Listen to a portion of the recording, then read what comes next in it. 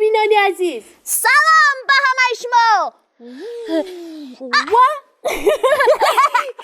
من و عزیز بر وقت آمدیم که مصلحت کنیم. برای خلاصی انیسه و علیسه و نومان چی کار کردن لازم است؟ به فکر من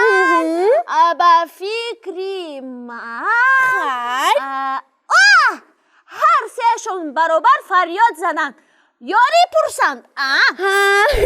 بیایید داد زنیم. کنی آوازمون رو یگان کس میشنود. بیا. 1 2 3 یاری دهید. یاری دهید.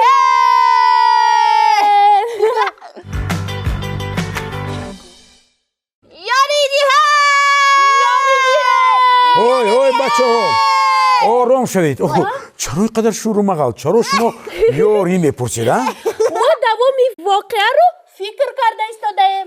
بله به فکر ما انیسه و علیسه و نعمان باید برابر داد زنن یاری پرسند یاری دهید. بله بهترش کتاب رو میخونیم و میفهمیم که نویسنده چی گفته است. بیایید میخونیم. گوش کنید. علیسه باز ایستاده پیشنهاد کرد بیاید برابر داد بزنیم. چی گفته داد زنیم؟ پرسیدم من.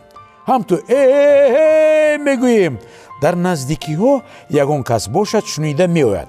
فهموند علیسه. ما راضی شده نفس چقور کشیدیم و برابر داد زدیم.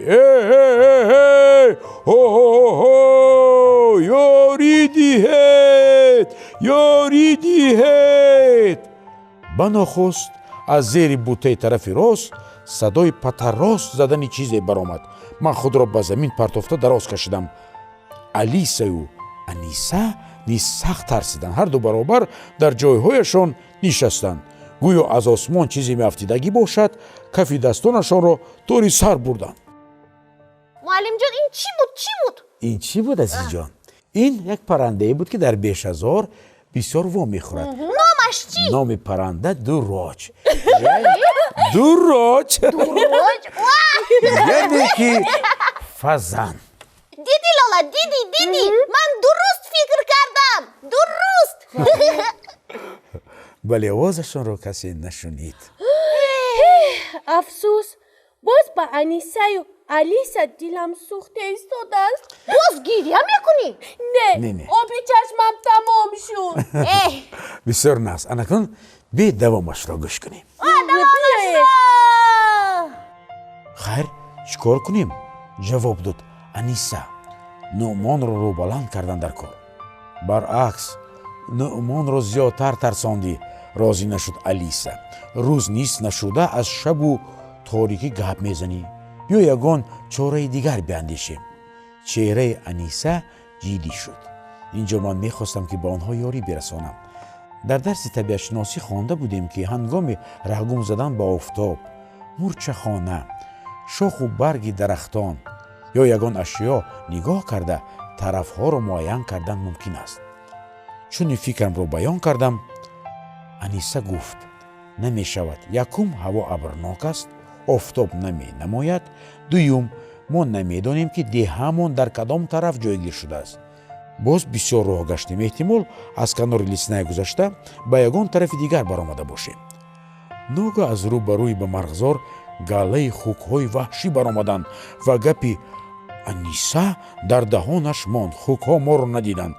سرهاشون خم علف خورده یا یگان چیزی خوردن باب جسته راست به طرف ما می آمدند. هی داد زد یک بار علیسه. حیوان‌ها باز ایستادند و سر برداشته هراسان به ما نگاه کردند. آنها تقریبا 10-12 سر بودند. بعضی بس و بزرگ، بعضی خردتر. در همین جا من به جرأت و غیرت انیسه قائل شدم. تو این لحظه من گمان داشتم که وی ترس و بیمش رو با زوری زیاد اراده پنهان می‌دارد. بر دروغ هزل و شوخی می‌کند. چون این نبوده است. جسارتش را بینید که وی دستش را پیش برآورد. در یک لحظه خوک‌ها را شمرد. تلفنش را گرفته در حال 2-3 عکس برداشت. خوک‌ها برابر عقیب گشته در یک میشه زدن از نظر پنهان شدند. برای چی صورت گرفتی؟ پرسید علیسه. ҳамин ҳам савол шуд, тааҷҷуб кард Аниса. барои хотира овораги ману ту мегузарад. сурат мемонад, ягон вақт тамошо карда ба хотир оварда хуб механдем. Алиса пурсид: ту бовар дорӣ ки мо роҳи хонамро пайдо мекунем? ту чӣ? пурсид Аниса ва афзуд: ба фикрат мо як умр инҷо мемонем? моро аллакай ҷустуҷӯ карда истоданд. ба полис ҳам хабар додагистанд. офарин, Аниса духтараки ҷасур будааст. бале бале, офарин. лекин афсӯс ки онҳо бо хирс рӯбарӯ мешаванд. бо кӣ? бо хирс. тарсидӣ азиз? чӣ хел наметарсӣ? аз пеши роҳашон хирс баромад. Аниса натарсидагист. кани давомашро хонед? давомашро гӯш кунем. мехонем, гӯш мекунем. ногоҳ мисли он ки раги пойҳоямон кашида бошад, якбора дар ҷоямон шах шуда мондем. дар рӯ ба рӯ дар масофаи тақрибан 100 қадам як хирси маълақ қарор гирифта буд. хирс ду хирсбача дошт. ҳар се наҷунбида ба тарафи мо нигоҳ мекарданд. онҳо мунтазир буданд ки аз мо чӣ ҳаракате роҳ медиҳад. дар лаҳзаҳои таҳлукаовар, вақте ки ба ҷони кас ягон хатар таҳдид мекунад, одам ба ҳама чиз ҳасад мебурдааст. агарчи ҷонамон дар хатар буд, як мурғаки хушпару болеро дидам ки ду-се қадам дуртар аз хирс рӯи як хорбута нишаста буд ва чӯ чӯ хониш мекард. ин мурғаки хушболу пар чанд сония ҳушамонро рабуд. дурусттараш ба вай ҳасад бурдам. чӣ қадар озод аст, соҳиби озодист ин мурғак. вай мунтазир аст ки ин ҳайвонҳои дарандаи маъламӯй кай ягон ҳаракати беҷо зоҳир мекунанду парида равад. баси ҳушёр аст ин парранда. чанд бор кӯшиши паридан ҳам кард, вале гӯё бо дарандаҳо ба бозӣ даромадан мехост. гӯё онҳоро масхара мекард, яъне мегуфт ки кани ҳуҷум кунед, кӣ зур, ман ё шумо? баъд боз ба хирс нигоҳ кардам. вай мисли ҳайкал ноҷунбон буд. даҳонашро кушода нафас мекашид, ба оби даҳонаш мешорид. гурусна аст, гуфтам ба худ. вақт дар назарам басо оҳиста мегузашт. гӯё соатҳо ин ҷониб мо рӯ ба рӯи якдигар қарор дорему ҳамдигарро месанҷем. ногоҳ Алиса пичироз зад. Аниса, урехтем! ҳаргиз! пастака гуфт Аниса, агар гурезем дунболагирӣ мекунад, наҷунб. ман ҳис кардам ки пойҳоям меларзанд ва агар хирсу хирсбачаҳо ба тарафи мо биёянд, мадори гурехтан ҳам надорам. дар зери лабонам луоби бемаззае ҷамъ шуд ва онро ба зур фурӯ бурдам. нафас накашида рост истед. аз аввала ҳам пасттар таъкид кард Аниса. ман хостам нафас накашам, вале ин кор дар ихтиёрам набуд. қафаси синаам беист баланду паст мешуд. баръакс ҳаш нафас мекашидам ва дилам гуп гуп мезад. бо вуҷуди ин лаб ба лаб фишурдам ки нафаси худро ҳабс кунам. вале 3-4 сония гузашт ё не, ҷонам ба ҳалқам омад ва якбора сулфидам. хирсбачаҳо як қад париданд. хирс дар ҷояш ларзид ва қоматашро хам карда пойҳояшро ба замин гузошт ва тарафи мо бад нигоҳ карда истод. ин лаҳза як хирсбача ақиб гашту давон дур рафт. дуи дигар низ ба ӯ пайравӣ карданд. хатар рафт шуд. хайрат, ҳамаш нақс шуд. муаллимҷон, хуш. бибиям мегӯяд ки агар тарси об нӯш, дасту рӯятро бо об шӯй.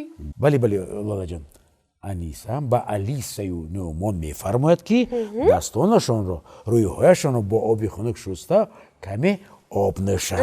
барои чӣ? оби хунук одамро ҳушёр мекунад. дуруст ҳушёр мекунад. аз ҳама доною зирак Аниса будааст. ман қоил шудам. агар мо дар ягон ҷо раҳгум занем, ман мисли Аниса мешавам. бале дуруст гуфтӣ азизҷон. Аниса بسیار رفتاری خوب کرد در همه جا مثل انیسه رفتار کردن در کار است بله.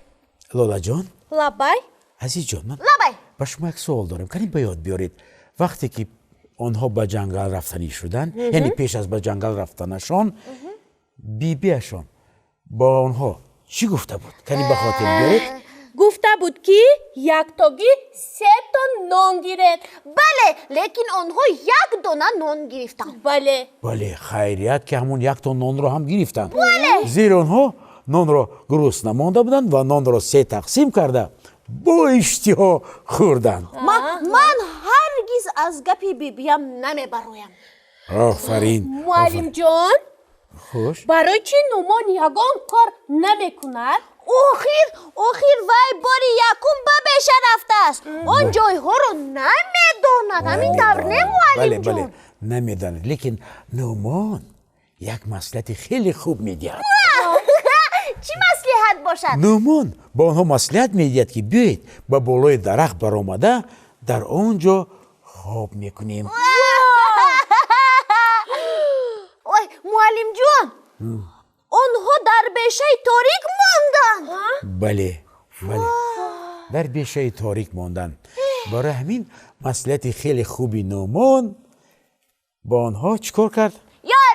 یاری رساند بله آنها هر سه به درخت برآمدند و شب را در آنجا میگذرانند معلم جان خوش خیرس به درخت برآمده میتواند کو بله میتواند شبانه چی حادثه روی میدهد؟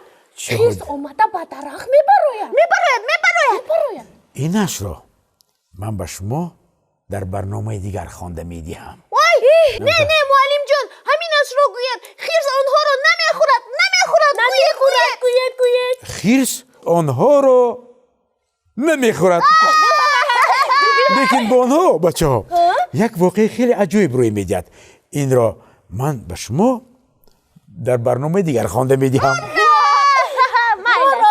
ما راضی خیلی خوب این طور باشد تا برنامه دیگر بچه ها سلامت باشید خیر